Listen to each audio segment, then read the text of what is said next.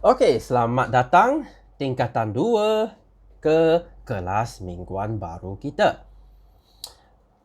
Kalau kamu masih ingat, kita sudah masuk bab 4. 4 Bab 5. Okey, sorry. Bab 5 ya. Okey, mari kita refresh sedikit apa yang kita sudah belajar minggu lepas. Okey, kita sudah belajar ciri-ciri air. Okey, kita sudah belajar daya lekatan dan lekitan. Okey, lekit, lekat. Okey, kita sudah belajar keadaan. Okey, proses keadaan. Kita sudah belajar yang paling penting sekali, elektrolisis. Okey, guna elektrik pecahkan air. Okey, elektrolisis. Okey, hari ini kita akan masuk bab yang pendek sikit. Okey, kita akan masuk penyejatan air. Okey, penyejatan air. Okey, kalau kamu masih ingat, untuk air dari cecair jadi gas, okey, cecair jadi gas ada dua proses. Satu, pendidih. Okey, pendidih maksudnya kamu masak air. Okey, masak air. Okey, ini proses yang laju. Okey, penyejatan proses yang lambat. Okey, kamu keringkan baju sangat lambat sebab guna 5-6 jam, tapi pendidihan hanya guna beberapa minit sahaja. Okey, so ini proses yang sangat lambat. Okey, mari kita tengok apa maksud penyejatan air. Okey, adalah proses yang berlaku di permukaan air. Okey, ini tolong highlightkan. Okey, di permukaan air sahaja. Okey, permukaan sahaja. Okey, pendidihan, jika kamu masak air, dia seluruh air. Okey, dia macam blub. Okey, seluruh air. Tapi penyejatan hanya permukaan sahaja. Okey, permukaan sahaja. Sini dia takkan kering. Sini kering dulu. Okey, permukaan sahaja. Okey. Lagi satu, dia berlaku pada mana-mana suhu. Dari suhu rendah 1 ke 2 ke sampai suhu tinggi 90 ke, dia juga akan buat penyejatan. Okay? Tapi pendidihan hanya pada 100 darjah Celsius. Okay? Hanya pada takat didih. Ini mana-mana suhu dia akan buat penyejatan. Okay? Kamu boleh keringkan baju pada mana-mana suhu. Okay? Tapi suhu panas dia lebih cepat lah. Okay? Tapi malam suhu rendah, okay, dia lebih lambat tapi dia juga boleh kering. Okay? Boleh ya? Okay, so macam mana ini berlaku? Okay, kita tengok penerangan dia. Okay, nampak sini air. Okay, sini air. Okay. Okay, pada permukaan, ingat penyejatan hanya pada permukaan. Okay, tadi saya sudah kata. Okay, so molekul-molekul air di permukaan mempunyai tenaga kinetik yang lebih tinggi. Okay, ini sangat penting. Tahu tak apa tu tenaga kinetik? Tenaga kinetik maksudnya laju. Okay, kelajuan. Okay, jika kereta saya sangat laju, tenaga kinetik tinggi. Jika kereta sangat lambat, tenaga kinetik rendah. Tinggi, laju, tinggi. Lambat, rendah. Okay, so sini laju, tinggi. So dia akan terlepas ke udara. Dia akan lari. Dia akan lari. Okay, dia akan lari. Okay, sini air, sini tenaga rendah. Air dekat sini tenaga tinggi. Okay, so tenaga tinggi dia senang, dia boleh lari. Dia boleh lari. So dia akan jadi wap air. Okay, konsep ini kita panggil teori kinetik. Okay, Gidding. Okay, teori kinetik Gidding. Kenapa kinetik? Sebab tenaga kinetik. So ini kita panggil teori. Okay, teori sebab ini yang benar. Okay, yang betul. So kita panggil teori. Okay, teori. Okay, boleh ya? Okay, boleh. Kita tengok faktor penyejatan air. Okay, sini ada 4 faktor. Berapa? 4. Bukan 3, bukan 5. Iaitu 4. 4 faktor ini tolong ingat. Sangat mudah. Sangat penting. Okey. So, kamu boleh guna benda ni untuk keringkan baju. Okey, mari kita tengok. Nombor 1, kelembapan. Tahu tak apa tu kelembapan? Kamu akan belajar ini dalam geografi. Okey, atau kamu mungkin sudah belajar, saya tak tahu. Okey, so kelembapan maksudnya berapa basah kita punya udara. Okey, basah udara. Tapi kita tak cakap basah udara sebab tak sedap. Okey, so berapa basah? Okey, kalau udara sangat lembap, maksudnya sangat basah. Okey, pada hari hujan. Okey, hari hujan sangat basah kan? Okey, udara sangat lembap. Okey, kalau matahari sangat terik, okay, tak ada hujan, sudah 1 bulan tak hujan, kelembapan sangat rendah. Udara sangat kering. Okay. Udara kering mengandungi kurang wap air. Okay, cuba bayangkan matahari pada jam 2. Sangat terik, sangat kuat, udara sangat kering. Oleh itu, udara kering dapat menampung lebih banyak molekul air terbebas dari permukaan air.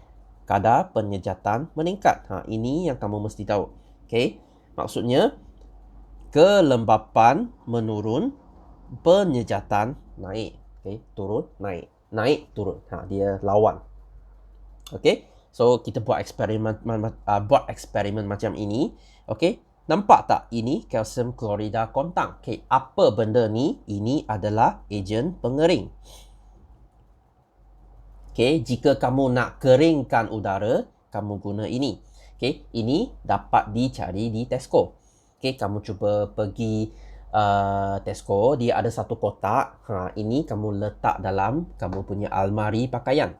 Okay, dia akan sedut kelembapan, so kamu punya pakaian, okay, tak ada bakteria dekat atas. Okay, tak ada bintik-bintik hitam. Okay, so dia akan serap. Okay, ejen pengering ini juga didapat di dalam biskut lah, okay, dalam keropok lah. Bila kamu makan keropok, makan biskut, lepas habiskan, dia ada satu paket, dia tulis, jangan makan. Tidak boleh dimakan. Apa itu? Itu adalah ejen pengering. Dia nak keringkan udara dalam biskut atau keropok supaya keropok tidak jadi lembik. Okay, dia kekal akan jadi sedap.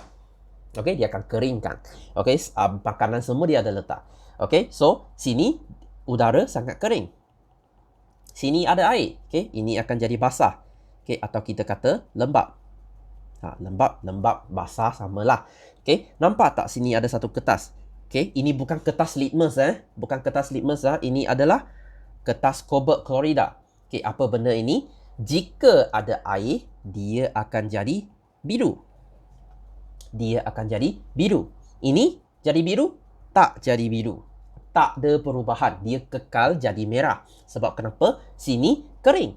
Tak ada air. Okey, tak ada air. Okey, so faham Okey, lembap, dia jadi biru. Okey, so jika kelembapan rendah, penyejatan meningkat. Okay, jika kamu nak keringkan baju dengan cepat, letak bawah matahari. Okey, sebab kelembapan rendah. Okey, sangat kering, ini dia baju akan jadi kering sangat cepat. Okey, nombor 2. Suhu persekitaran. Ini sangat senang. Okey, bila suhu bertambah, okey, banyak tenaga, gerak lebih pantas, okey, penyejatan meningkat. Okey, so sini dia ada beza. Tadi menurun meningkat, sekarang meningkat. Suhu panas, baju cepat kering. Okey, senang. Okey, nombor 3, luas permukaan. Okey, luas permukaan. Okey, jika luas permukaan besar, okey, meningkatkan kadar penyejatan air. Ini sama dengan tadi. Okey, jika luas permukaan besar, kadar penyejatan meningkat. Okey, kamu keringkan baju dengan buka baju semua. Okey, buka baju macam ini. Okey, kamu takkan keringkan baju dengan macam ni. Okey, sebab dia tak kering.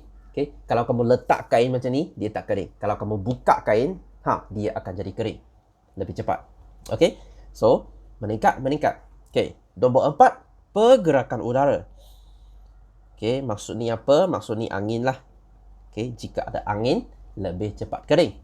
Okey, kelajuan angin yang tinggi menyebabkan udara menjadi kering. Okay, semakin banyak angin, semakin kering udara.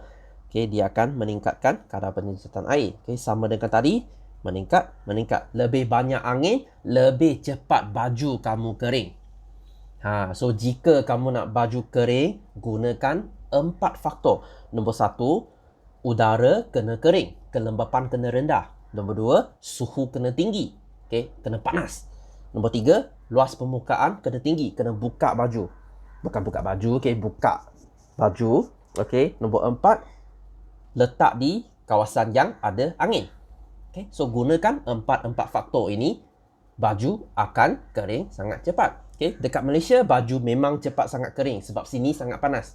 Okay, dia tak macam dekat Europe lah, macam dekat UK lah. Hari-hari suka hujan, hari-hari sejuk. Okay, sini tak ada hari-hari panas. Okay, baju cepat kering. Okay, boleh? Okay, boleh kita tengok aplikasi. Mana kita guna penyejatan air? Nombor 1, kita keringkan pakaian. Nombor 2, pengering rambut, hair dryer. Okay, kamu keringkan rambut. Pengering rambut tu, angin dia panas. Okay, angin dia kering. So rambut kamu akan kering cepat. Okay, nombor 3, kita keringkan makanan. Okay, seperti ikan. Okay, kita buat ikan masin.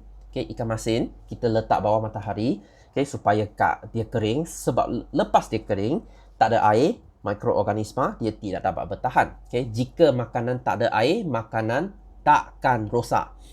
Okay, makanan kering tak rosak. Macam nasi dia tak rosak. Okay, nombor 4, okay, garam. Macam mana kita dapat garam? Kita keringkan air laut, kita dapat garam. Garam yang kamu makan. Okay, yang kita masak. Okay, boleh ya? Sangat senang. Okay, kita tengok lagi satu bahagian.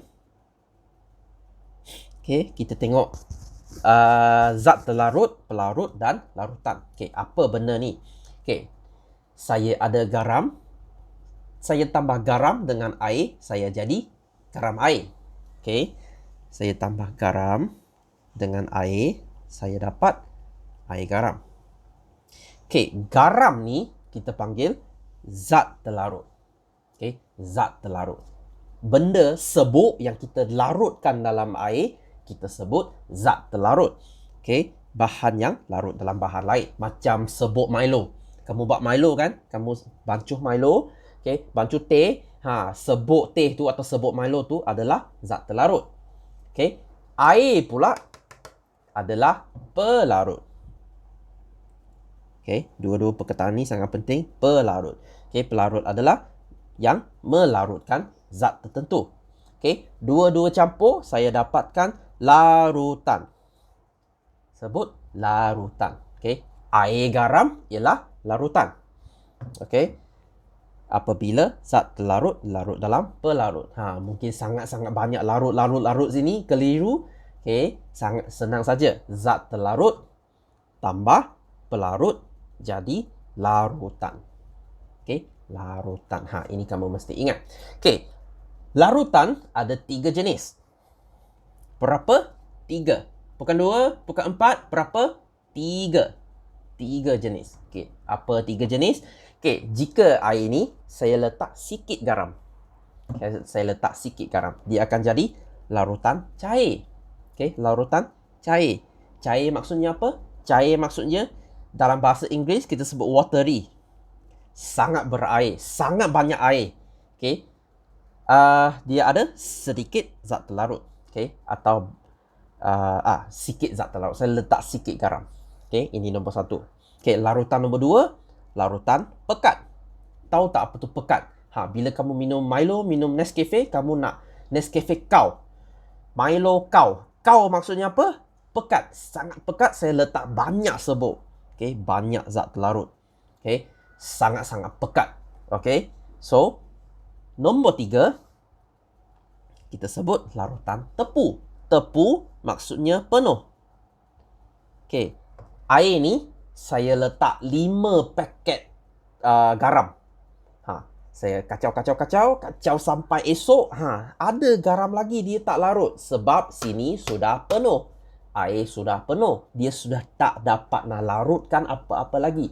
Dia sudah penuh. Yang kita sudah penuh ni, kita panggil larutan tepu. Tepu. Bukan penuh, tepu. Okay. So, mempunyai jumlah zat larut yang maksimum. Sudah max dah, tak boleh larut dah. Sudah maksimum. Okay, so 3 jenis. Cair, okay, yang kurang garam. Pekat, yang banyak garam. Tepu, yang penuh garam. Okay, boleh? Sangat-sangat senang. Okay, kita tengok latihan. Okay, gariskan jawapan betul. Semakin tinggi kelembapan udara, semakin rendah kadar penyejatan. Sebab kalau udara sangat basah, baju lambat kering. Okay, boleh faham Okay, B, semakin semakin tinggi penyejatan air, semakin besar luas permukaan. Ingat, ini turun naik, ini naik-naik. Okay, semakin besar, baju saya semakin besar, semakin cepat dia kering. Nombor C, pergerakan kadar penyertaan air meningkatkan. Semakin banyak angin, semakin cepat saya keringkan baju. D, semakin tinggi suhu, semakin tinggi kadar penyertaan. So, sama, naik-naik. Okey, boleh? Boleh? Senang? Okey, proses penyejatan air. Terangkan proses di atas menggunakan teori kinetik jirim. Tadi saya sudah kata ni. Okey, air di permukaan. Ingat penyejatan hanya berlaku di permukaan. Bukan bawah hanya permukaan. Air di permukaan mempunyai tenaga. Tenaga apa? Yang gerak itu, bergerak itu tenaga kinetik yang tinggi. Tenaga kinetik tinggi. Dia akan terlepas ke dalam udara. Itu saja. Sangat-sangat senang. 4 faktor proses penyejatan. Apa tu? Kelembapan, lagi suhu, lagi luas permukaan, lagi pergerakan udara. Jangan tulis angin pergerakan udara. Terangkan 2 daripadanya. Terangkan 2. Kita terangkan kelembapan. Jika kelembapan rendah, penyejatan meningkat. Itu saja. Tapi jangan tulis arrow lah, jangan tulis anak panah lah tolong jelaskan penuh. Ini shortcut untuk anda semua. Lagi luas permukaan. Semakin tinggi, semakin tinggi. Itu saja. Sangat senang. C. Bagaimana petani menggunakan keadaan fizikal yang ditunjukkan di atas supaya tidak membahayakan pertumbuhan tanaman mereka. Apa berlaku sini? Nampak sini tanah sudah jadi kering. Sini dia tutup tanah. Kenapa tutup tanah? Supaya tanah tak jadi kering. Sebab kalau tanah kering, tumbuhan akan mati. So dia tutup tanah supaya tidak menjadi kering. Jika kekurangan air, tanaman akan mati. 2 markah saja, jangan panjang-panjang. Faktor lagi, cahaya tak ada suhu, kawasan permukaan. Ini tak ada. Raja di bawah menunjukkan 2 gelas, J dengan K. Jisim setiap kaca diukur, selepas itu 2 gelas ditinggalkan. So nampak K sini dia tak letak ais. So suhu tinggi. Ini suhu rendah. Nampak K sini? 3 gram sudah hilang. Sebab kenapa? Sebab penyejatan. Dia sudah sejat. Dia sudah hilang. Ini dia tak bagi. Ramalkan jawapan akhir J. Tulis jawapan. Kamu boleh tulis 250 atau 249. Dia tak hilang atau dia hilang 1 gram saja sebab dia sangat sejuk. Air tak hilang, tak sejat. Berdasarkan jawapan, terangkan perbezaan antara gelas J dan K. Suhu J lebih rendah daripada K. So semakin rendah suhu, semakin rendah kadar penyejatan. Okay, so J kurang penyejatan daripada K. Maksudnya K, J dia tak buat penyejatan atau buat sikit saja. K dia buat lebih banyak. So J lebih berat daripada K. Okay, so mungkin kamu tanya, kena tulis panjang sangat ya? Sebab dia ada 4 markah. So kamu kena tulis 4 point. Okay, macam itulah. Selamat. Okay, C. Diminta untuk membantu Sawani menyelesaikan masalah supaya pokok ditanam mempunyai bekalan air yang mencukupi. Okay, so sini dia akan hadiri kursus semasa 2 minggu. Okay, 2 minggu dia akan pergi hadir kursus. So, dia takut tumbuhan ini akan mati. Okay, so dia bagi kamu pisau, bagi kamu botol kosong. Macam mana kamu nak pastikan ini tak mati? Sangat senang. Okay, kamu guna pisau, kamu potong sini. Okay, lepas tu cucuk dalam tanah, cucuk macam ni. Lepas tu letak air. So kalau sini sudah jadi kering, sudah sejat, air dia akan masuk. Dia akan gantikan air supaya tumbuhan tak mati. Okey, lain kali kalau tengok jiran buat macam ini, jangan ketawa ya. Ini adalah pasti tumbuhan tak mati. Okey, penerangan. Okey, botol kosong yang dipotong. Okey, dipenuhi air dan dicucuk ke dalam tanah. Okey, air dalam tanah yang sejat. Okey, penyejatan sejat. Okey, diganti oleh air dalam botol kosong. Okey, ringkas-ringkas saja, jangan tulis panjang.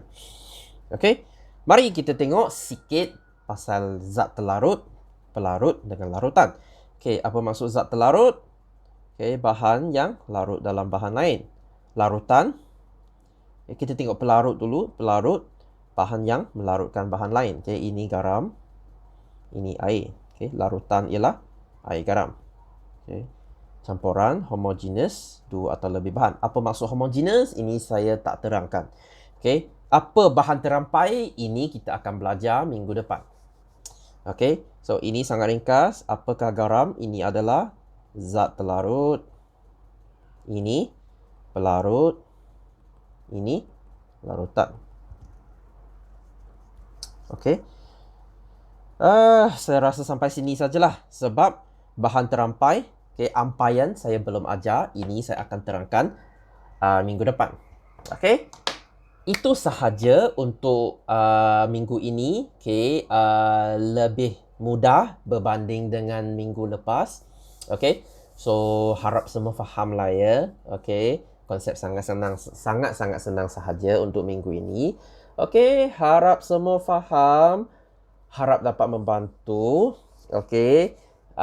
Untuk pengetahuan semua, MCO atau PKP sudah dilanjutkan sampai akhir April. Okey, kamu akan balik sekolah akhir Mei. Mungkin kita kena jumpa 2 sampai 4 kali secara online.